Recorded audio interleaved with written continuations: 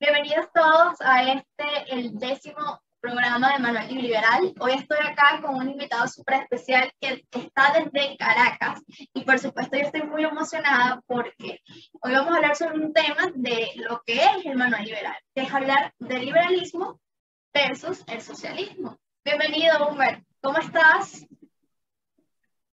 Gracias por la invitación, Ori. De verdad que para mí es un placer estar contigo aquí hoy, hablando de un tema tan importante, sobre todo en este momento en el cual el liberalismo vuelve a recibir ataques por parte del régimen criminal que controla el país. Entonces creo que es un momento muy importante para hablar de nuestras ideas y contrastarlas con el país que tenemos. Buenísimo, Humbert. Yo estoy muy emocionada porque, por supuesto, vamos a hablar del contexto de Venezuela. ¿Qué mayor ejemplo de socialismo que hemos vivido en los últimos años que, por supuesto, nos ha afectado a todos los venezolanos? Y muchas personas dicen, bueno, pero ¿cómo es vivir un socialismo? Y nosotros que somos jóvenes y tenemos muchísimo tiempo viviendo un socialismo, sabemos todo lo que conlleva y todo, por supuesto, todas las amenazas y retos que tenemos como juventud. Humber, quiero que me hables un poco del contexto de Venezuela y cómo es vivir en un país socialista. Sí, bueno, el socialismo empieza poco a poco, ¿no? Lo vemos como una radicalización de lo que puede parecerse a una socialdemocracia. De hecho, vemos en el caso venezolano que muchas de las propuestas del máximo exponente del socialismo venezolano que fue el expresidente Chávez, salen y surgen como parte de una agenda incluso socialdemócrata. Si examinamos con detenimiento ese discurso, vemos que tiene sentido, tiene lógica, es reivindicar ciertos derechos sociales, tomar en cuenta una población que estuvo históricamente marginada, pero tomando en cuenta lo que es la empresa privada, el trabajo con los privados, y pudiese parecer razonable. Luego entramos a un contexto mucho más radical, en el cual el Estado se hace todopoderoso, quiere abarcar los distintos sistemas de la esfera de la sociedad y evidentemente lo hace con la economía, ¿no? Primero lo hace con las instituciones, luego lo hace en la economía y luego lo hace hasta las esferas más íntimas de la vida de la sociedad. Entonces vemos como desde el principio este sistema intentó cambiar las instituciones mediante la propuesta de la Constitución del 99, luego avanza en la independencia de los organismos judiciales, es el caso de las juezas FIUNI, no hay independencia judicial después de eso, y luego se avanza también con la propiedad privada, haciendo este montón de expropiaciones que a la larga conllevaron en la destrucción del poder productivo nacional y en la escasez, devinieron en la escasez que pudimos experimentar. Entonces lo que estamos viendo en Venezuela es un socialismo bastante radical que intenta lavarse la cara queriendo decir que está haciendo una suerte de apertura, pero lo que sabemos es que simplemente, como todo sistema que aspira a permanecer en el poder, lo que busca es las acciones necesarias para mantenerse un día más haciendo lo necesario para eso, pero eso sin dejar de oprimir al venezolano, porque ahora lo hacen a través de un montón de sistemas de impuestos que se están llevando a cabo. Entonces vemos como de una u otra forma, a pesar de que están haciendo un montón de privatizaciones, siguen existiendo y conviviendo este sistema socialista con otros esquemas que evidentemente sabemos que también son muy valiosos y que vemos también cómo resurge e intenta vivir y convivir en este sistema el emprendimiento venezolano. Es así, Humber. Sabes que quiero dar un ejemplo de cómo estamos y qué ha hecho el socialismo, ¿no? Desde hace muchísimo tiempo. Yo no sé si, bueno, acá en Valencia, en Carabobo, existía una sede que se llamaba Elevar. Y después que el gobierno nacionalizó y tomó todas los servicios eléctricos, todas estas empresas que suministraban electricidad al país, bueno, lo llamó Corpolet. Y sabemos que desde ese momento nosotros nos pueden racionar la luz, han habido apagones de 2 o 3 meses, y todo esto ha sido los años consecutivos que ha dejado esos rasgos del socialismo. Pero queremos hablar también de un tema importante y es ¿qué es el liberalismo? Porque sí, tenemos en nuestro país vivimos el socialismo que sabemos que ha dejado los peores rasgos y por supuesto los peores daños como ciudadanos, incluso ha violado nuestra dignidad como seres humanos. Pero ¿qué propuesta o qué puede hacer el liberalismo en Venezuela? Hablemos de un liberalismo versus un socialismo. Sí, de hecho, el socialismo tiene muchísimo que hacer en un contexto como el venezolano y por eso creo que a pesar del daño que ha causado el socialismo en la sociedad venezolana, creo que el cambio y las ganas de hacer están presentes en la sociedad venezolana. Eh, Creo que la primera comparación que podemos hacer en este primer abordaje, Ori, tiene que ver mucho con el abordaje de los dos sistemas o cómo ve cada sistema la política. Y yo creo que una de las cosas que más llama la atención en los sistemas socialistas es el enorme gasto público que esto conlleva, que mantener este sistema conlleva, ¿no? Y las políticas sociales.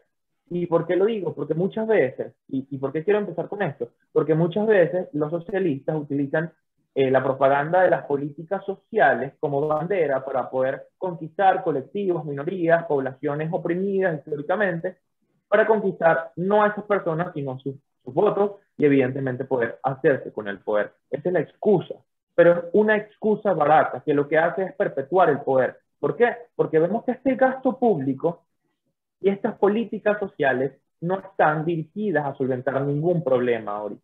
¿Por qué? Porque evidentemente cuando una política pública se hace es para solventar un problema. Y muchas veces a nosotros como liberales, haciendo el contraste, se nos ha dicho que nosotros no tenemos corazón porque no creemos en las políticas sociales, no creemos en las políticas públicas, pero todo lo contrario. O sea, desde el poder, los liberales que creemos en el poder, porque sabemos que hay un grupo de liberales que no cree en el ejercicio de la política, que se hace desde la transformación intelectual, que también es importante, pero los que creemos en la transformación a través de la política, creemos que es importante llevar a cabo políticas públicas. Pero en diferenciación con esta política socialista, que es vitalicia para perpetuar un problema, como por ejemplo vamos a poner el vaso de leche hoy, que fue una política incluso que fue aplicada durante los años que gobernó la socialdemocracia el país. Es una política que no está destinada a resolver ningún problema, porque se aplica de manera universal y no tiene un tiempo para poder ser aplicada, para evaluar resultados y evidentemente para solucionar el problema. Si tú haces una política pública que dura toda la vida, ya estás anunciando el fracaso de la política pública. ¿Por qué? Porque estás diciendo que no vas a solventar el problema, evidentemente, si la pones vitalicia. Entonces, no destines ese dinero allí, sino destínalo a otra cosa que sí pueda solventar. Esa es la diferencia de las políticas públicas liberales y socialistas. Nosotros sí creemos en una política social incluso. Nosotros creemos que podemos destinar fondos, inversión, proyectos a poblaciones que quizás no son tan favorecidas, pero creemos que eso tiene un tiempo, que tiene que evaluarse, que tiene que revisarse, que tiene que planificarse, que incluso en el tiempo puede cambiarse la estrategia, pero que evidentemente está dirigida a cumplir un fin. Y que evidentemente cuando se cumple ese fin, la política pública es exitosa. No pueden decirme que una política pública es exitosa cuando la política pública es vitalicia. La caja CLAP, que ha solventado los problemas de los venezolanos, no los solventa precisamente. Entonces, evidentemente, creemos que debemos crear políticas sociales para empoderar a los ciudadanos y que no tengan que depender del Estado. El gasto público, en contraposición de estos dos sistemas, aquí es grandísimo y no discrimina en función de si una política es funcional o no. Y aquí en el lado del liberalismo, la política pública se estudia, porque el dinero le cuesta al Estado y le cuesta a los ciudadanos. Y se va a destinar a fondos o a partes fundamentales de la sociedad para poder solventar problemas que se puedan solventar y que evidentemente ayuden al ciudadano a ser más libre. Yo creo que este es el primer contraste que debemos hacer. Unas políticas públicas destinadas a crear un sistema clientelar donde el ciudadano es súbdito en contraposición de un sistema que lo que busca es empoderar al ciudadano, sacarlo de condiciones de pobreza, de desigualdad incluso, pero evidentemente creando las condiciones para que se valga por sí mismo, no creando un sistema de dependencia. Entonces, ahí vemos lo que quieren los dos sistemas. El socialismo quiere hacer una sociedad dependiente, el liberalismo busca ciudadanos libres. Busca libertad, sobre todo. La palabra liberalismo lo que quiere es que el ciudadano pueda ser libre y pueda poder escoger entre sus necesidades y lo que él quiere en su sociedad y incluso en su entorno. Hombre, hay otro ejemplo que deberemos dar como jóvenes y es la universidad, sobre todo porque tú tienes un cargo ahorita como presidente de un centro de estudiantes en odontología en la Universidad Central de Venezuela y bueno, yo estoy acá en Carabobo y lo que ha pasado en la universidad de nuestro país es un caso que muchos pensarán que no es posible, pero nosotros lo hemos vivido y sabemos cuán posible es. Háblenos un poco también sobre la educación y la formación dentro de Venezuela y cómo podemos comparar esto, porque sabemos que hubo una época que los socialistas, por supuesto, como todos socialistas, ellos quieren enmarcar su centro y sus pensamientos. Entonces nosotros como liberales lo que queremos es que el ser humano tenga la capacidad de ser libre, de pensar lo que quiere y lo que siente. Háblame un poco también desde ese entorno de la educación. Sí, una de las cosas fundamentales de estos sistemas que buscan la dependencia, como dije hace un momento, y buscan la dependencia no solamente económica, sino incluso que el propio ciudadano esclavizado y dependiente quiera ser dependiente y quiera ser esclavo. ¿Y cómo lo hacen? Primero bajo estos sistemas económicos, estas políticas sociales, y además también lo buscan por medio de la educación. ¿Cómo hacen eso? Evidentemente creando un sistema educativo afín a sus ideales. O sea, lo vemos en el caso cubano, en el cual los niños desde pequeños se les enseña la importancia de lo que para ellos significa la revolución cubana, y a los niños venezolanos también se le enseña un nacionalismo incluso irracional, y luego llevan esto como una especie de cadena que conecta ese nacionalismo irracional al socialismo, ¿no? Que el socialismo significa independencia, soberanía, y utilizan este montón de palabras cuando lo que buscan es más bien hacer ciudadanos dependientes. Eso lo hacen mediante el sistema educativo, adoctrinando a los niños, evidentemente estando presentes en las universidades. Para nadie es un secreto que el chavismo se gestó en la universidad ahorita. El chavismo estuvo en la universidad venezolana cuando la élite, la hegemonía intelectual era predominantemente socialista. Muchos de esos grandes líderes incluso salieron de la Universidad Central de Venezuela. Y como dice la frase, ¿no? La UCB ha parido tanto a los tiranos como a los libertadores de este país. Pero en este momento y en esta época, nosotros, los ciudadanos que queremos una sociedad libre y de libertades, tenemos que tomar esos espacios de poder, como lo hemos hecho tú y yo, Ori, para poder ser garantes del sistema que queremos y que defendemos, y que queremos una universidad libre, y desde nuestros espacios tenemos que defenderlo. Ya la hegemonía es otra, ya la hegemonía no es la hegemonía socialista, es la hegemonía de la libertad. Y si queremos transformar la educación en una educación verdaderamente libre, tenemos que dejar de depender precisamente del Estado. El Estado no puede controlar la educación, porque cuando el Estado de turno quiere que los ciudadanos sean sus súbditos, los va a educar para eso. La mejor manera es deslastrar el Estado de la educación en todos sus niveles y que se creen esquemas en los cuales, a través de una educación verdaderamente libre, se pueda educar de mejor manera y con competencia. Y yo creo que Milton Friedman crea una solución excelente para esa cuestión, y es precisamente el sistema de vouchers. El Estado deja de financiar todo tipo de educación, toda la educación se privatiza en todos sus niveles, y no debemos tenerle miedo a esta palabra, pero precisamente tenemos que saber las condiciones del país en el que tenemos, y el Estado garantiza no toda la educación y el sistema educativo, sino que garantiza pagar la matrícula del estudiante, es decir, no cubre la demanda. Entonces, eso es importantísimo, crear una educación libre. Tenemos que pensarla, sabemos que estamos muy lejos de eso, pero desde nuestros espacios, que tenemos espacios de poder, Ori, creo que podemos empezar a construir esa universidad nueva, una universidad libre y una universidad liberal. Es así. Y hay algo muy importante, Humber, y es que nosotros desde hace mucho tiempo, a pesar de que nosotros como jóvenes, y yo sé que muchas personas que trabajan dentro de la universidad hacen todo lo posible por brindarnos a nosotros una educación de calidad, es súper evidente que el sistema educativo en Venezuela ha disminuido.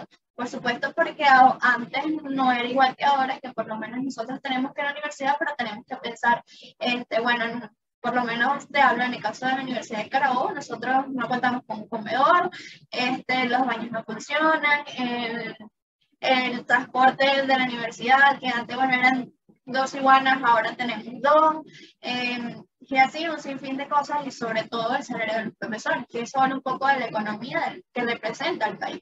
Y cómo está el país es directamente proporcional a cómo está la educación en nuestro país también. Humber, también hay un tema sumamente importante que debemos hablar y es la economía.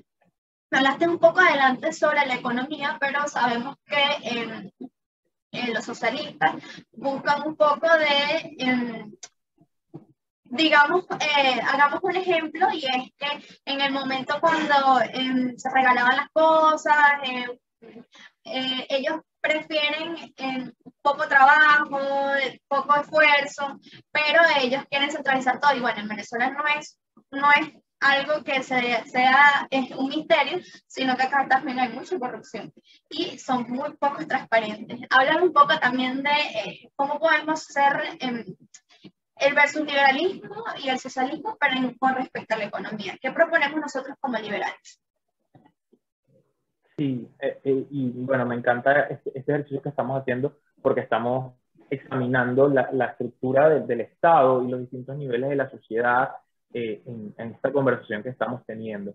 Y vemos cómo el socialismo va permeando las distintas capas de la sociedad. La primera, evidentemente, son las instituciones, porque a través de allí genera las transformaciones a nivel incluso de Estado. No es un político, el político socialista, un político convencional, sino que es un político eminentemente radical, porque quiere transformar el Estado, cosa que un político moderado diría, bueno, yo puedo hacer con las instituciones que tengo, con la constitución que tengo.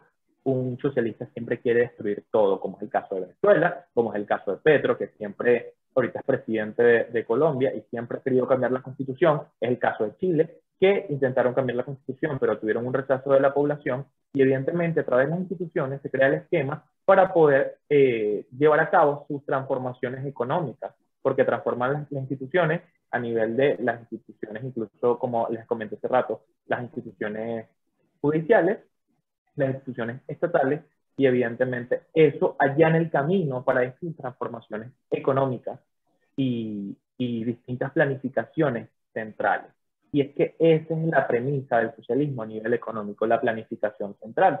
Y es un poco la soberbia del socialista. El socialista cree que puede planificar cómo va a crear las condiciones económicas en las cuales la ciudadanía va a estar mejor. Y eso es una gran soberbia, porque primero no puedes manejar tantos datos al mismo tiempo para saber lo que le conviene mejor a la gente. Y esta es una premisa básica que cualquier persona con sentido común debe saber. Nadie sabe lo que tú quieres mejor que tú mismo. Y esto se aplica a nivel del Estado. ¿Cómo podemos permitir que un Estado nos cree el país que nosotros queremos, o las instituciones, o las empresas que nosotros queremos, cuando es él el que decide qué se tiene que hacer y qué no? Y cuando lo hace, evidentemente pasa por encima de la propiedad privada, como lo hablamos hace un momento de las expropiaciones. El Estado está dispuesto a hacer todo con tal de llevar a cabo su modelo económico, el que mejor le sirva. Y eso puede incluir perseguir a empresarios, expropiar empresas y también tener el control de la producción de distintos materias primas que pueden ser esenciales, pero evidentemente lo que quiere es tener un flujo de ingresos fijo para poder financiar este sistema macabro del cual ya hablamos. ¿Cuál es la contraposición? ¿Cuál es lo que le ofrecemos nosotros al país como liberales en lugar del control que hemos estado tan acostumbrados durante todos estos años, Ori? Evidentemente nosotros creemos en el capitalismo. Evidentemente se habló en unos años en una campaña presidencial de capitalismo popular, lo cual pareciera contradictorio, pero no es nada contradictorio. De hecho, eso ya fue usado por Margaret Thatcher, una gran referente de la libertad. Y cómo se observa, porque evidentemente este capitalismo, esta libertad de hacer en lo que tú quieras ser y hacer, te da el beneficio de poder también recibir los frutos de tu trabajo.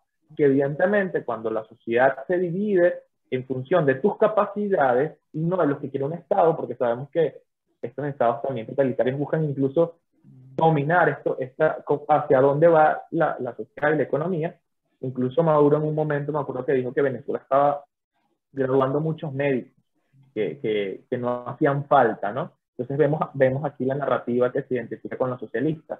Nosotros creemos que no, que el ciudadano es libre de poder desenvolverse en lo que mejor le favorezca, en cultivar y obtener los frutos de su esfuerzo, y que evidentemente ese libre intercambio, que es el libre mercado, que es el sistema más pacífico y democrático que puede existir, termina beneficiándonos a todos, porque evidentemente todos estamos aquí utilizando aparatos electrónicos, estamos en casas que nosotros no construimos, usando ropa que nosotros no vestimos. ¿Por qué? Porque nos beneficiamos de la división del trabajo, del libre desenvolvimiento de las personas a nivel privado. Entonces, ¿qué proponemos nosotros?